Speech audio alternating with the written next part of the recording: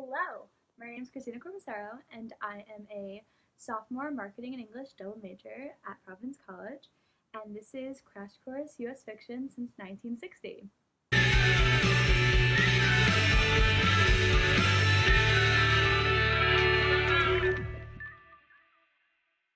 So the reason why I wanted to make this a crash course is because when I tell people I'm an English major, I usually get asked, like, are you reading Shakespeare or Pride and Prejudice or any other book that someone was felt forced to read when they were in high school? Well, also, I get the response, I haven't read a book since third grade, how awesome these books were that I read in U.S. Fiction, how interesting they were, and by one, making a crash course, and to talk about, talk about what I liked. No. I'm gonna review the books that I read slightly. Each book's kind of different with the style I did that because there's a twist. I went to some of the locations that these books took place, and if I couldn't go to the exact location, I recreated it in something that's very similar, and for half the books I will be talking in my office. And so these are all the books I read this semester. So let's get started. Alright, so the first book I read this semester was American War by Omar Akkad. Before picking up this book, I thought this book would be about like the Civil War or like World War II and America's involvement, just like based off the name American War. And I obviously didn't put into perspective that the class was called U.S. Fiction since 1960. So I was wrong, and so when I did start reading the book, I was pretty shocked that this book is not about this topic. The story is about a young girl named Sarah T. Chestnut, who ultimately goes by the name Surratt. She lives in a corrugated steel container salvaged from a nearby shipyard in Louisiana. But here's the catch. The year is 2075 and the country is at war with itself again. The America that is depicted in this book is quite frightening because although it's a dystopia, it's a quite plausible future for the country. Climate change has completely diminished Florida. South Carolina has become quarantined due to a virus that could be comparable to the Black Plague. So now I'm gonna shift to being outside in an area by the water that kind of reminded me of where the book takes place, because it takes place by the water a lot. This book is written as a memoir in a sense because you only find out who the narrator is at the end of the book, yet they talk about their experiences post the Civil War at the beginning of it as well. The story has a lot of faux historical documents throughout the book, such as an excerpt from the untold story of the South Carolina wartime quarantine, an oral history of the Second American Civil War, and the Civil War Archive Project, Sugarloaf detainee letters, which are all completely fictional. This is a hard book to completely talk about because there's so many elements to it, but an important aspect of the book is the transformation of Surratt. When you first meet her, she's a young girl who's a bit eccentric compared to her sister and brother. And as time goes on, she becomes one of the most dangerous assassins of the war by age of 17. I'm not going to give away all of it, but it's definitely hard to read all the experiences Surratt goes through. American War isn't like most dystopian novels because, once again, how realistic the future is compared to books like The Hunger Games and The Giver. Before I talk about the rest of the books from this semester, I'll quote from page 21, which puts in perspective how Surratt's sister sees America as a child. This is in regards to how her parents talk about our current country. In her mind, there were more of her parents' elaborate fairy tales. The hardening rivers and fallen ice, no different than the fish with whiskers that her father said once swam in great schools through the lifeless Mississippi, back when it was just a river, or the ancient lizards buried in the deserts of the West, whose remains once powered the world. Dana didn't believe any of them. I overall liked American War. Although I thought it was frightening at times because of how realistic the war could be, climate change is involved, and that is something that's happening right now. So to see a future in 2075 where where fossil fuels are illegal, but the country is at war with itself over so many factors, that it was very unsettling to read. I thought it was cool that there were fake historical documents in it because it kept me very interested and I always wanted to see more, and it felt like I was reading an actual historical novel. So overall, I really liked it. So now I'm going to talk about End Zone by DeLillo. End Zone by DeLillo was particularly a tough read because I don't know much about football. Currently, I'm at a local high school football field behind me in my neighborhood. Just to set the scene of this book, can't get in there right now, but it's okay. DeLillo's main character, Gary, has transferred schools 3 to 4 times before landing at U.S College in West Texas. The reasons ranging from accidentally killing someone on the football field to locking himself in his dorm room for hours. So now, Gary's at a new college after taking some time alone. He explains this in chapter 4. Then I got a phone call from Emmett Creed, 2 days after he flew up to see me. I I like the idea of losing myself in an obscure part of the world. And after I discovered a very simple truth, my life meant nothing without football. The basis of this book revolves around a football team and how, for a small school in Texas, they're having a really good season. This is also embodied in the 20-page football game scene.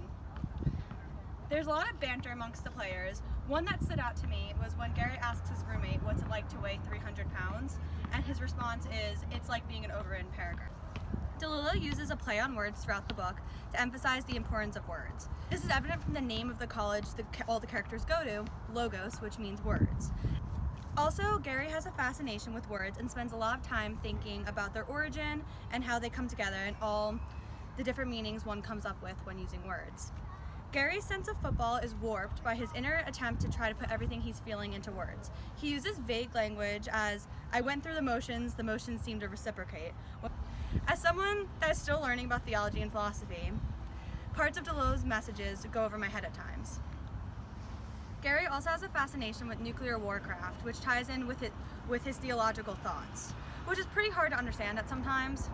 Along with that, since the book was written in a different political climate than today, the way the male characters talk about females is a bit outdated. So with that, you have to take what they say with a grain of salt. Overall, this book was not my favorite. I think I will be able to grasp more of the concepts from the book in a few years when I've done more of the Providence College curriculum. But with that, on to the next book. Okay, so The Bell Jar by Sylvia Plath is another book that takes partially place in New York, except she wrote this in the 1950s, so it was very different than what we know now. And I want to start off talking about like a scene that she talks about in New York, but then we can dive into what this book is really about. But this is something that I thought was an interesting part. This is on page 16 of The Bell Jar. I walked carefully to the nearest street corner, brushing the wall of the building was on my left with the tip of one finger to steady myself. I looked at the street sign. Then I took my New York street map out of my pocketbook. I was exactly 43 blocks by 5 blocks away from my hotel. Walking has never fazed me. I just set out in the right direction, counting the blocks under my breath, and when I walked into the lobby of the hotel, I was perfectly sober and my feet only slightly swollen.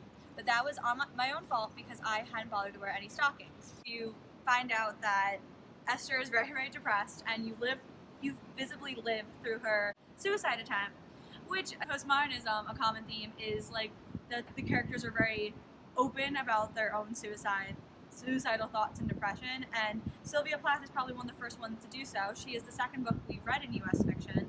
So the first book was American War, in which I've talked about, but it takes place so far in the future compared to this one, which is written in 1950s and is very evident of it. She's one of the first writers that I read that you get really dive into her thoughts. So another scene I wanted to talk about was after she had a suicide attempt, it was all over the newspapers because her mother couldn't find her while she was in Amherst. So she takes like a break from school, and in that she ends up doing a suicide attempt that gets published all over the news. And then she ends up in not to spoil the book, but she ends up in a institution where she meets one of her former college roommates. And this is their conversation about how her her college friend saw that Esther tried to kill herself in the news and decided to follow suit. So this is on page 192, and it says, I read about you, Joan went on. Not how they found you, but everything up to that. I put all my money together and took the first plane to New York. Why New York? Oh, I thought it'd be easier to kill myself in New York. What did you do? Joan grinned sheepishly and stretched out her hand, palm up. So then she shows Esther what she did, and then they end up talking about it. And so I just thought that was interesting because that's the second writer that we read that talks about killing themselves in New York, and especially in the same area, which I thought was interesting. But overall, Esther does have a better ending. So to talk about The Bell Jar as a whole, Esther is a very, I wouldn't say relatable character, but if you are like a young girl, you can get into some of her struggles to begin with. So she talks about the way she looks. She's very tall. She's almost 6 feet tall, and she's very like self-conscious about it. She had this like on-again, off-again guy that she was into who went to Yale. It is definitely a book of its time, and it's very relevant to read, especially in U.S. fiction, because Sylvia Plath is such a well-known writer. Overall, I did enjoy the book. I'm like giving a little book review, but overall, I did enjoy the book. There's definitely aspects of it that are very, very hard to read. but overall I think it's a very important book to read. So let's go back to the next book. Okay, so I'm gonna do a speed round regarding In America by Susan Sontag and Pitch Dark by Renata Adler. Both books I was pretty indifferent on. I didn't love them, but I didn't hate them. So In America by Susan Sontag talks about the immigration story of Marina Zalewska, who ends up changing her name to Marina Zelenska. She's based off a real Polish immigrant that came from Poland. She's a Shakespearean actress with her family and some friends to California. The book focuses on Marina as she goes from Poland to New York to California, and then she ends up auditioning for a theater and getting it, and then gets launched into stardom. Art that Susan Sontag did awesome in this book was the last 20 pages of the book is a 20-page monologue by Edwin Booth. He talks about himself as a Shakespearean actor, but he also mentions his brother who shot Abraham Lincoln. So the whole book I was like very indifferent for the most part, but then that section blew me away. And I know Susan Sontag has had some criticism about this book because she found the character of Marina in a biography that she found in a store in Boston, and then just basically copied the character and without giving credit to it and even copied the name. So okay, this book was okay, indifferent. This book, I'm just gonna say what the story is. She's in an affair for 8 years with this man. Basically the affair ends, he's with his wife. So she's just very sad the entire time. And I did not really like this book that much. It starts off in Brooklyn, so I didn't really have to travel far because we're in Brooklyn right now. But almost all these books that we read is stream of consciousness. So this one was even harder to read because she'll be having a conversation and then she'll dive into her thoughts for 4 pages and then you'll forget that she's just eating dinner. So an example of her writing style that's kind of interesting to show why I wasn't a big fan of it was on page 119. Here's how it was. The ice in my drink at the radical lawyer's house was melting. It was night, after my usual bedtime. I was having vodka, he was drinking coffee. His wife and the 2 others had their herbal teas, and the ice cube in my drink, I could not help noticing was murky. I mean, apart from the kind of frost around it, there was unmistakably a speck of brown. Ice cream, I hoped. A little melted chocolate ice cream spilled over perhaps from its cardboard container, frozen now into the cube. But as the ice continued melting, and whatever it was coming closer to dissolving in my vodka, well, I thought, this is a radical house of late-night coffee and of herbal teas. When I was offered vodka and accepted, I should have known I took my chance. So this is what happens when she's at dinner. It just goes off for a few pages. Also an issue in the main character, the way she talks in Pitch Dark is very similar to how Gary talks in End Zone with she said something, then I said something, then I responded, and you never know what they're talking about. That's a very common thing. That's a very common theme in End Zone. It's very evident again here. So both of them, not big. Okay, so before I get into The Crossing by Cormac McCarthy, I am in front of the Metropolitan Museum of Art right now because I want to share some things I think of when it comes to horses. Before what Cormac McCarthy does, where he places his main character on horseback during the end of the 1930s, beginning of 1940s, because I wouldn't think of World War II happening at the same time as Native Americans and cowboys and riding through Mexico. So come with me and I'll show you what I think of first.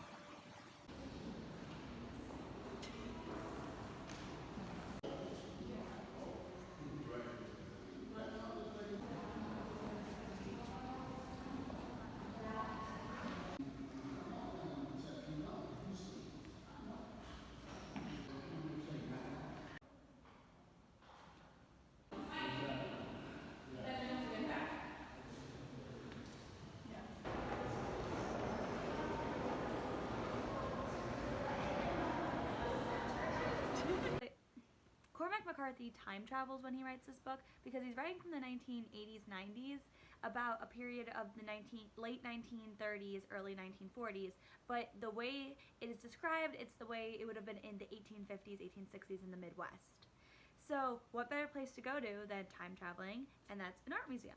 Billy Partham, he makes 3, that's the main character, he's a 16-year-old boy, he makes 3 trips to Mexico, one to return a wolf that he captures, the second one the horses of the Native Americans that killed his parents took, and then the third time to find his brother.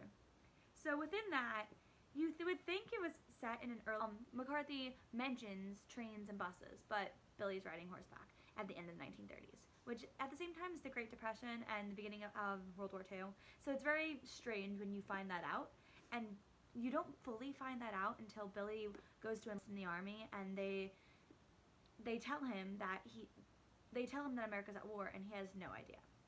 So I like this book. I definitely think I've read 2 other books by Cormac McCarthy. I think No Country for Old Men was one of my favorites because the protagonist gets killed in the middle of the book.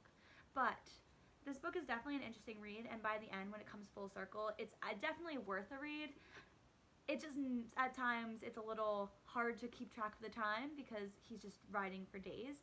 But when you find the moments of the book that put them in perspective, it's definitely a good read, and I definitely liked it. Alright, so I'm going to do a speed round about Salvage of the Bones, just to wrap things up, because I have to talk about one more book, and then we're done with this crash course. So Salvage of Bones tells the story, the 12-day story of Etch, a 15-year-old girl from Louisiana who lives through Hurricane Katrina, and so the book is the lead up to the event and then the post a bit. And in that time, she finds out she's pregnant with her brother's best friend's baby. And so I really like this book. I think it was one of my favorites from the semester. The style of the writing reminds me of Toni Morrison because the main character deals with a lot of the same stuff that the characters in Sula, and the character of Etch is a character that has been around for a while. A young girl who is kind of taken advantage of because she's innocent and surrounded by men. But the difference is, since this book takes place in 2005, it's very relevant to this day because it's one of the events that I even was alive for because I was 5 years old and when Hurricane Katrina came, even though I didn't live through it, lived in Louisiana.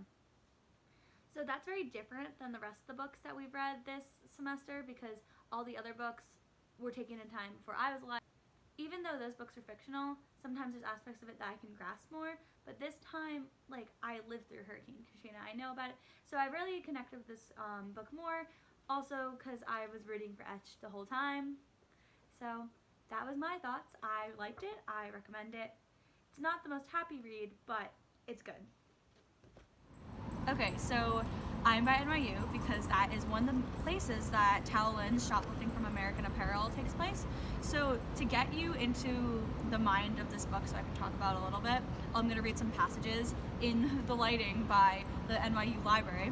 So a passage that I think ties in to where I'm sitting right now in eerie, dark, rainy New York, downtown by NYU, is a part that kind of stood out in the very postmodernism. A lot of the books that we read, the character is very sad and is very inside themselves when it comes to emotion.